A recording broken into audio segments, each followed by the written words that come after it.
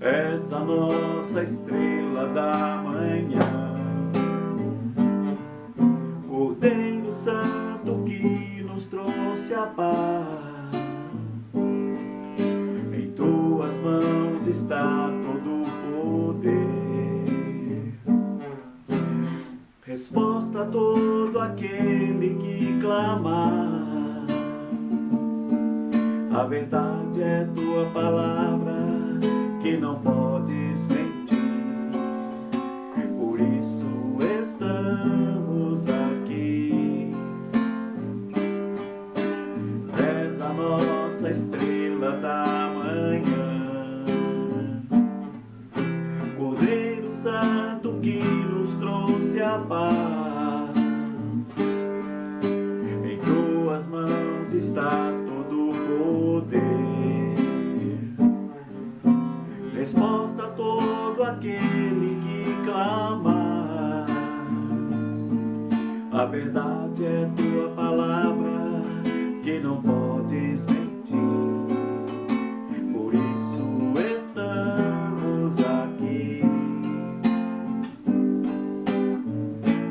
Te louvamos, ó Senhor,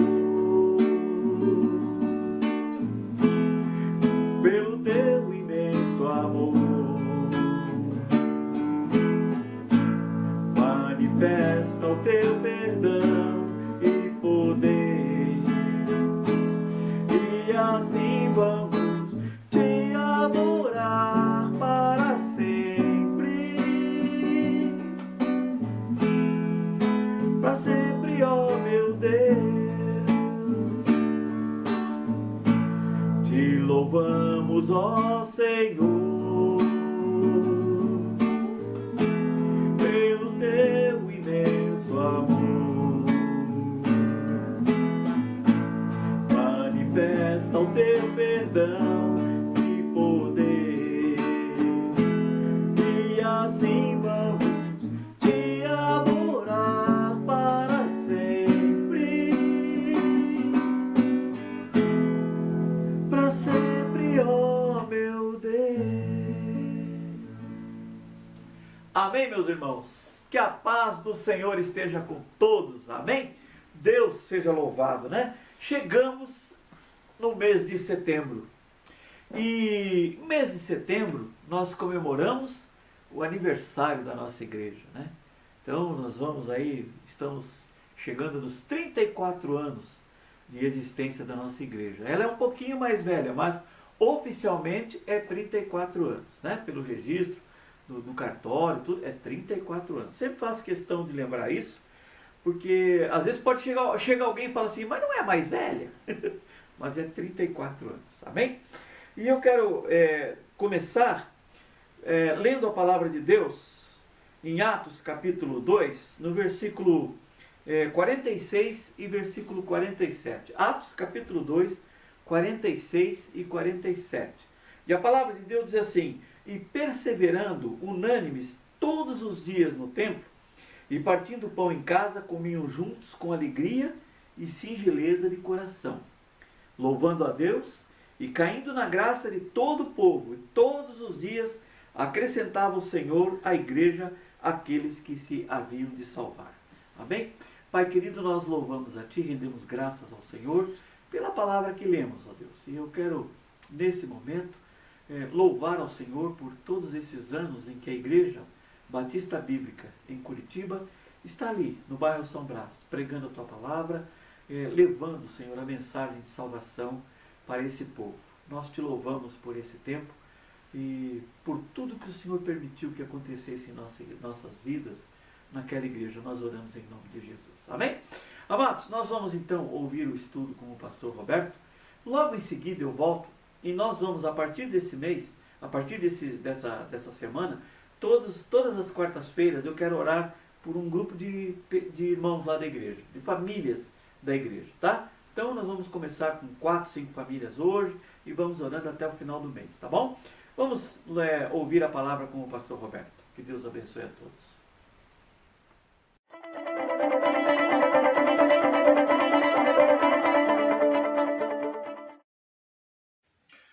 Boa noite, meus queridos irmãos e amigos.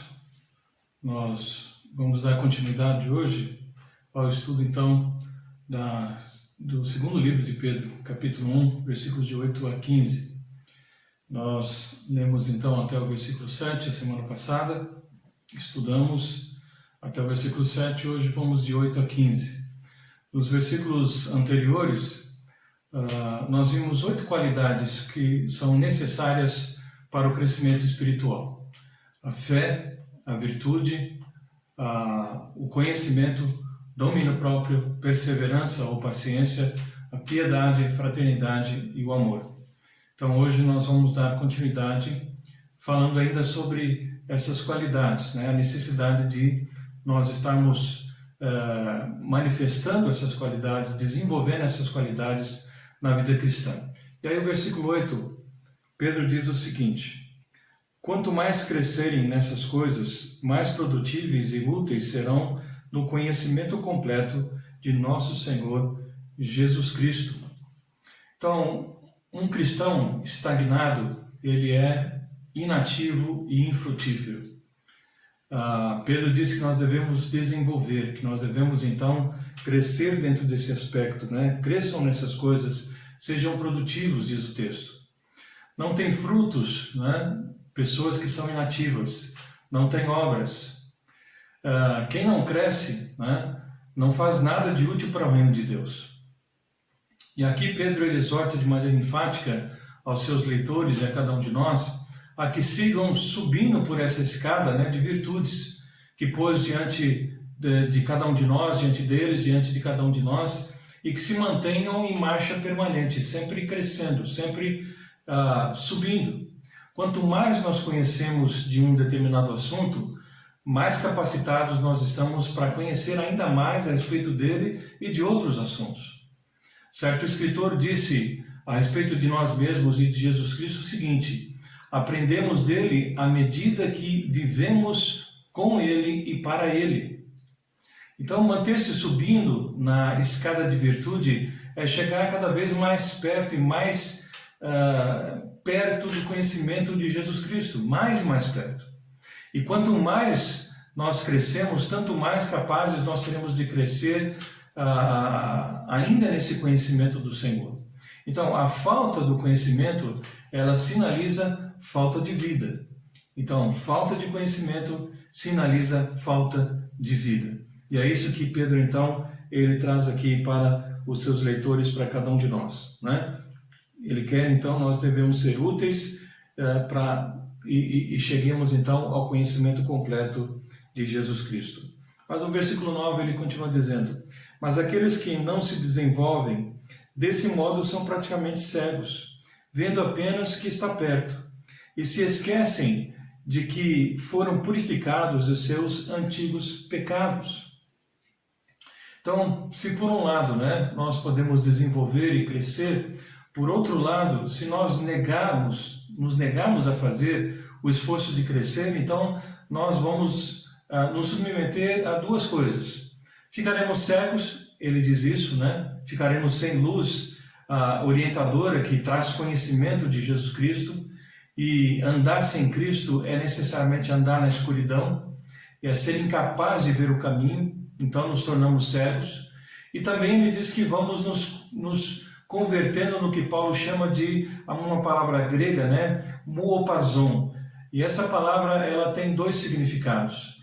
Ela pode significar ser curto de vista, o que nós poderíamos tratar então e falar como sendo miopia, né? É fácil ficar curto de vista na vida, ver as coisas só como elas aparecem no momento e ser incapazes de ver em perspectiva, ver mais profundamente.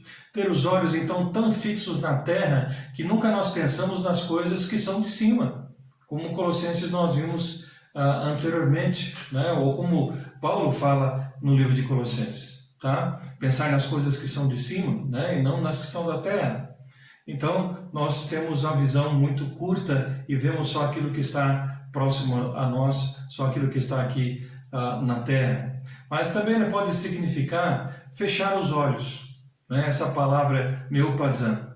Também é fácil, né, na vida fechar os olhos diante daquilo que nós não queremos ver, limitando assim a nossa visão, né? Às vezes nós não queremos ver as coisas, nós não queremos nos envolver, nós não queremos aprender. Então, portanto, andar sem Cristo é cair, né, no perigo de adotar um conceito míope ou limitado da vida. Então, um conceito míope ou limitado da vida, né, andar sem Cristo. Então, isso é extremamente perigoso. Ele diz ainda no versículo 9, na segunda parte, né, que além de não subir muitas vezes na escala de virtude, é justamente o fato de que nós esquecemos de que os pecados da velha natureza, né, foram lavados. Então, quando nós nos convertemos a Jesus Cristo, ele diz que nos purificou desses pecados. Mas estarmos então inertes, não subimos nessa escala de virtude, significa que nós esquecemos aquilo que Cristo já fez por nós no passado. E aqui Pedro, na verdade, ele está pensando na questão do batismo quando ele traz essa palavra. Naqueles tempos, né, o batismo era apenas para pessoas adultas, para pessoas que tinham um certo conhecimento, que poderiam tomar decisões na sua vida, né? Era uma deliberada decisão mediante a qual se deixava o velho caminho e se ingressava num novo caminho. Então isso precisaria ter consciência do que estava fazendo, né? Porque as perseguições viriam, os problemas, as dificuldades, né? A tortura e muitas vezes a morte viria. Então a pessoa que depois do batismo não começa a crescer e a tomar o caminho ascendente, um caminho de crescimento, ele esqueceu ou nunca entendeu a experiência, né, através da qual ele passou. Para muitos de nós, o paralelo do batismo é o ingresso, né, na comunidade da igreja. Tornar-se membro de uma igreja local e depois permanecer igualmente como era antes, é não entender o que significa ser membro da igreja. Então, nosso ingresso nela tem que ser o primeiro passo no caminho para cima e para frente. Né? Como a própria palavra do Senhor nos ensina, não vamos mais olhar para trás. Então, nós vamos olhar sempre em frente e olhamos para o alto.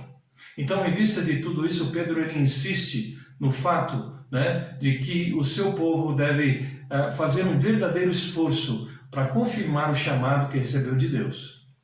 Então temos que nos esforçar, temos que trabalhar dentro desse aspecto para podermos realmente estarmos desenvolvendo essas qualidades e subindo nessa escala de virtude e não ficarmos estagnados e parados. No versículo 10, ele continua anunciando, né, essas verdades. Ele diz o seguinte no versículo 10: Por isso, irmãos, trabalhem ainda mais arduamente para mostrar que, de fato, estão entre os que foram chamados e escolhidos. Façam essas coisas e jamais tropeçarão. Então, os crentes serão poupados de uma derrota desastrosa se assim agirem, se estiverem crescendo nessa escala de virtudes. Pedro ele tinha experiência desse fato, né? Por não vigiar, ele negou a Jesus 3 vezes. O Senhor havia alertado que ele deveria orar e vigiar, né? Para que ele não caísse em tentação. Mas ele não se envolveu com isso, ele realmente não prestou a devida atenção ao que Jesus falou. Então, a certeza do chamado de Deus vem por meio de um testemunho interior do Espírito no nosso coração, né? Então, e juntamente com esse Espírito de Deus movendo e agindo no nosso coração, vem a evidência através das obras que nós realizamos, né? A evidência da obra na nossa vida, daquilo que nós estamos realmente compartilhando, daquilo que nós estamos vivendo, daquilo que nós estamos desenvolvendo, que são as virtudes que nós vimos nos versículos de 5 a 7. Então, essas obras evidenciam justamente o fato de que nós conhecemos e reconhecemos a palavra do Senhor e estamos vigilantes, né? E estamos, como diz aqui Pedro, né, de prontidão, né? Então, nós somos chamados, escolhidos, ele deixa bem claro isso, devemos arduamente mostrar essas virtudes. Então, a promessa de salvação de Deus é para aqueles de fé verdadeira e perseverante. E a fé verdadeira que persevera até o final, inevitavelmente vai dar frutos, né? E em Gálatas 5 ele fala sobre os frutos que nós devemos desenvolver na vida cristã. E isso vai nos levar à vida eterna no reino de Deus que há de vir, porque é isso que a palavra do Senhor nos anuncia. E ele diz que desenvolvendo, né, essas atitudes do Espírito, essas virtudes, jamais tropeçaremos. Então, a melhor maneira de confiarmos, né, de confirmarmos a nossa salvação é ter justamente essa certeza. Percebemos que as graças aqui citadas por Pedro, elas estão aumentando em nossa vida. Então, quando nós vemos essas qualidades sendo desenvolvidas e aumentando em nossa vida, nós então estamos confirmando a nossa salvação. Nós estamos vendo o caminho certo que nós estamos percorrendo, né, de serviço ao Senhor e de manifestação de que o Senhor realmente é dono de nossas vidas. Então, é um princípio vital da fé e da graça verdadeiras, né, aumentarem em nós essas virtudes, tá? Então, isso é extremamente necessário, ok? Versículo 11, Pedro diz o seguinte: assim, sua entrada no reino, né, eterno de nosso Senhor e Salvador Jesus Cristo será acompanhada de grande honra. Assim, então ele dá continuidade. Então ele deixa bem claro que como se nós estivermos desenvolvendo essas virtudes, isso trará um resultado. Esse resultado é justamente a entrada no reino de Deus. Então, se seguimos esse caminho ascendente, esse caminho de crescimento, né, Pedro diz aqui, no final nós seremos ricamente dotados com o direito de ingressar no reino eterno de Deus e não escorregaremos no caminho, não vamos tropeçar, como ele diz. Então o apóstolo, ele não está querendo dizer com isso que nós nunca vamos pecar ou que nós nunca vamos cometer erros. O quadro que ele tem em mente é de uma marcha, e o que ele quer dizer é que nunca seremos abandonados nessa marcha, porque o Senhor prometeu que ele estaria sempre conosco, né? Que ele estaria junto conosco sempre, nunca nos abandonaria. Desde o Velho Testamento ele falou que ainda que nós andássemos pelo vale da sombra da morte, ele estaria conosco. Então isso é uma promessa tanto no Velho como no Novo Testamento. Então, se nós nos lançamos então nesse caminho, avançando e progredindo, né, o esforço será grande, mas com certeza a ajuda de Deus nos capacitará para que nós não venhamos a cair. E assim nós vamos prosseguir até alcançar o fim da marcha, né? E podemos, como Paulo mesmo dizer, combati o bom combate, acabei a minha carreira, mas guardei a minha fé. Então isso é uma preciosidade, né, que nós temos na palavra do Senhor para nós, uma verdade que deve realmente nos incentivar, nos impulsionar a estarmos olhando para Cristo e não para as coisas que são desta terra.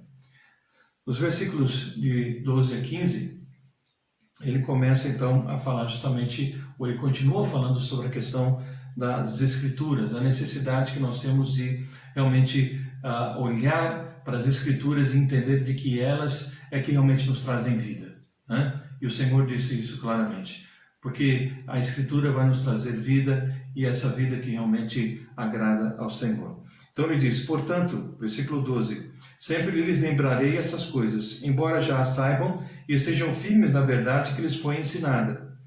E é apropriado que, enquanto eu viver, continue a lembrá-los.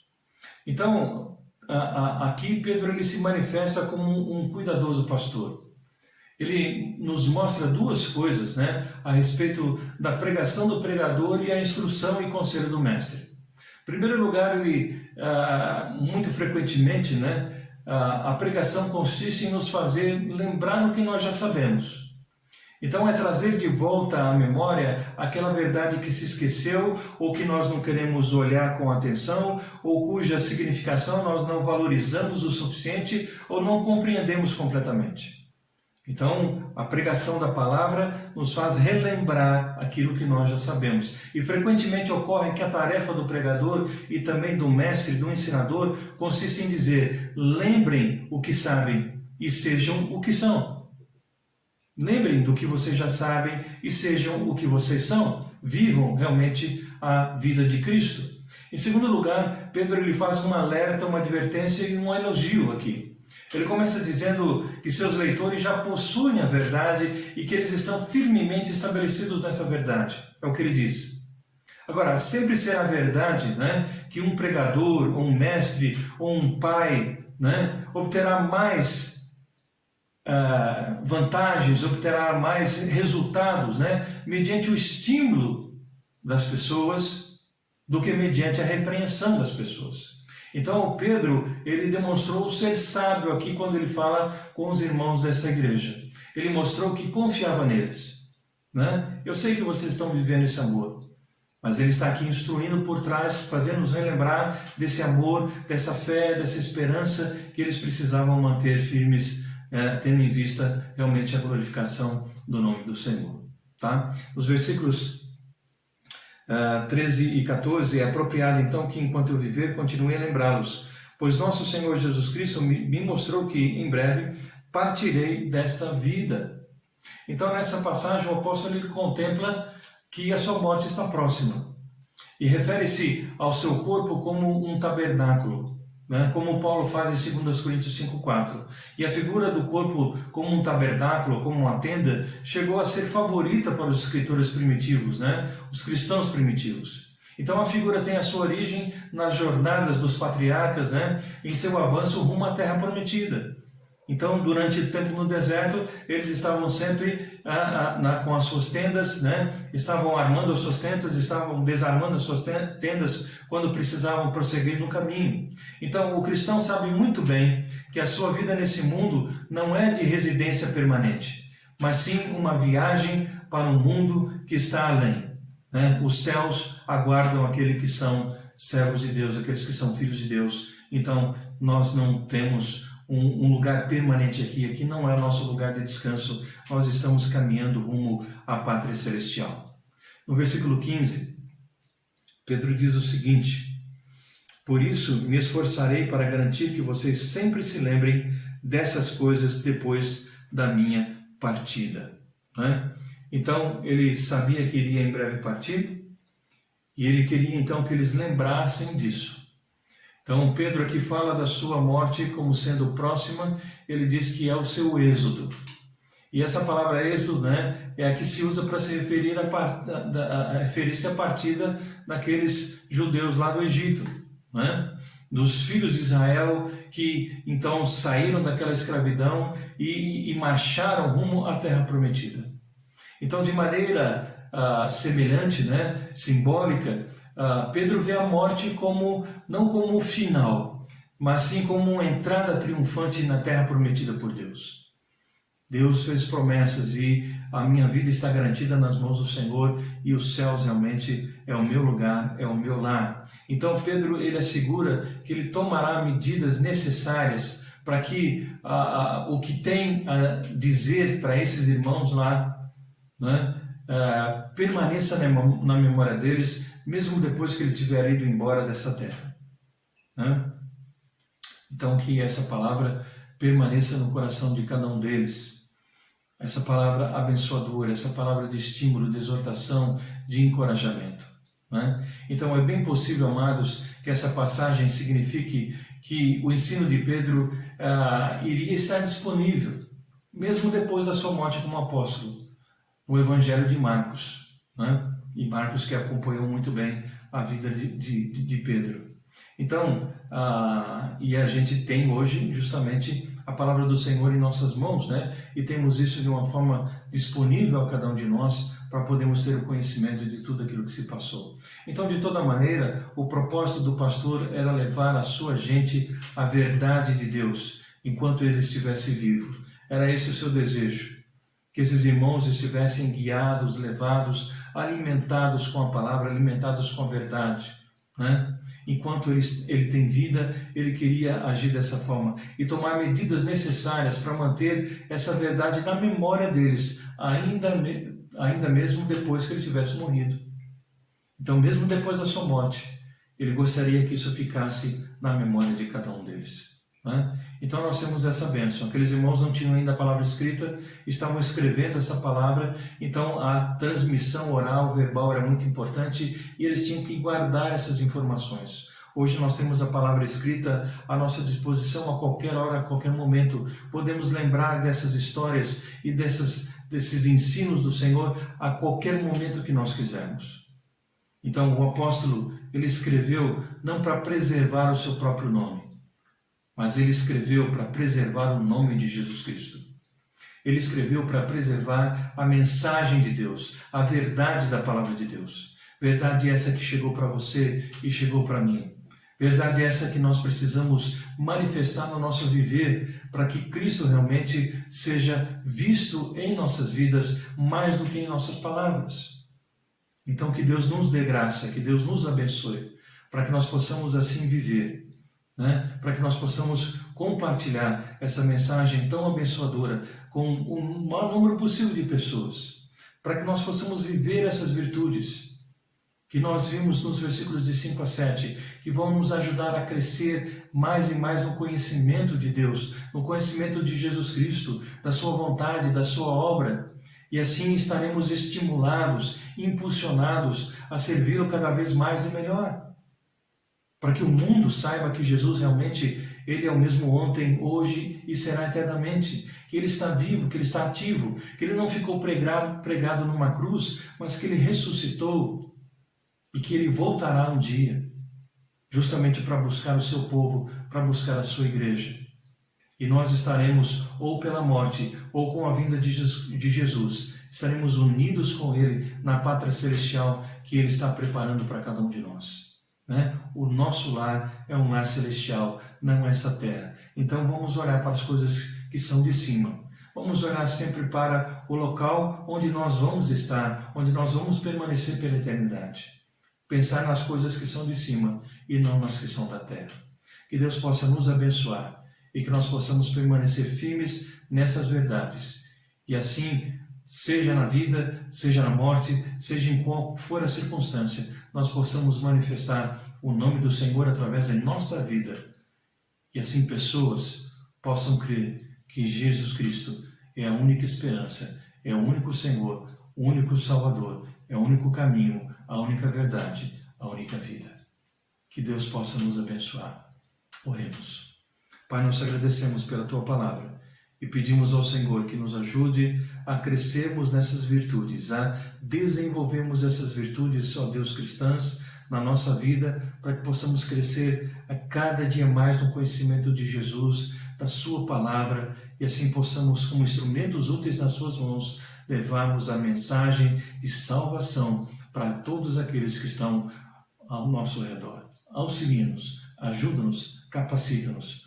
Pedimos essas bênçãos em nome de Jesus. Amém.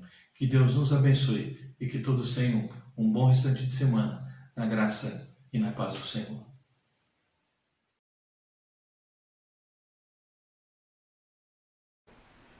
Amém, meus irmãos. Que bom ouvir esses estudos maravilhosos que o pastor Roberto tem nos trazido em 2 Pedro, não é? Louvado seja Deus por essa palavra, que ela seja aplicada nas nossas vidas, no nosso coração. Amém? Lembrando também aos irmãos, de segunda a sexta de manhã, né, às 8 horas da manhã, o café da manhã com a palavra de Deus, o café da comunhão com o pastor Roberto. Participem. Amém? Vamos então orar. Eu quero só ler aqui a palavra de Deus em o Salmo 128, que diz: Bem-aventurado aquele que teme o Senhor e anda nos teus caminhos, pois comerás o trabalho de tuas mãos, feliz será e te irá bem. A tua mulher será como videira, frutífera aos lados de tua casa, os teus filhos como plantas de oliveira à roda da tua mesa. Eis que assim será abençoado o homem que teme ao Senhor. O Senhor te abençoará desde Sião, e tu verás o bem de Jerusalém em todos os dias da tua vida, e verás os filhos dos teus filhos, e a paz sobre Israel. Amém? Que a palavra do Senhor seja aplicada nas nossas vidas. Louvado seja. Amados irmãos, eu quero, como eu disse no começo do culto, nós vamos orar por famílias durante esse mês, tá?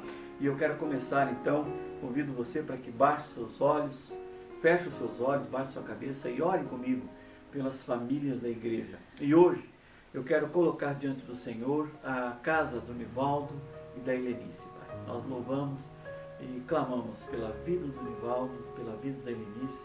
Proteja-os, Pai, guarda-os.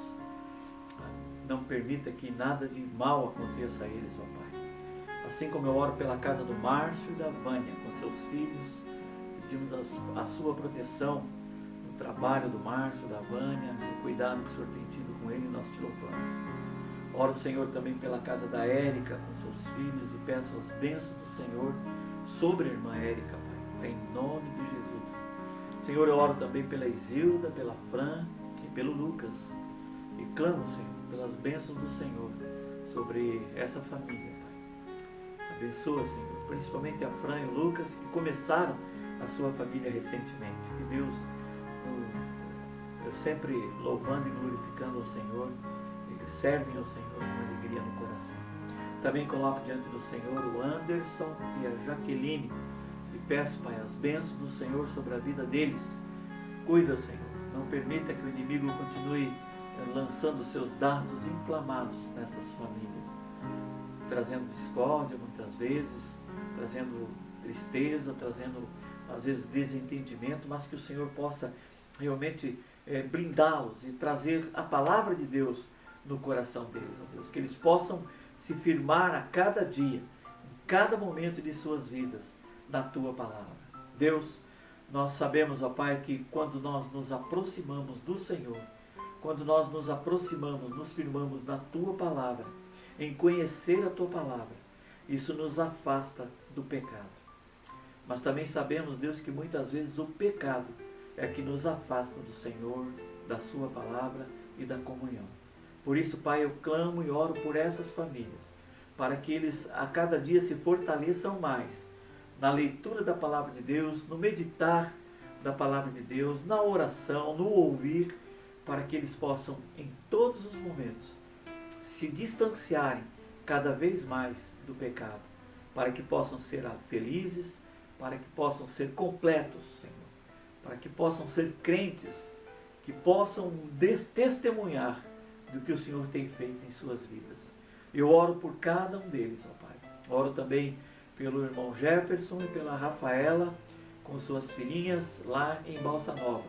E clamo, Pai, pelas bênçãos do Senhor sobre a vida deste casal, desta família.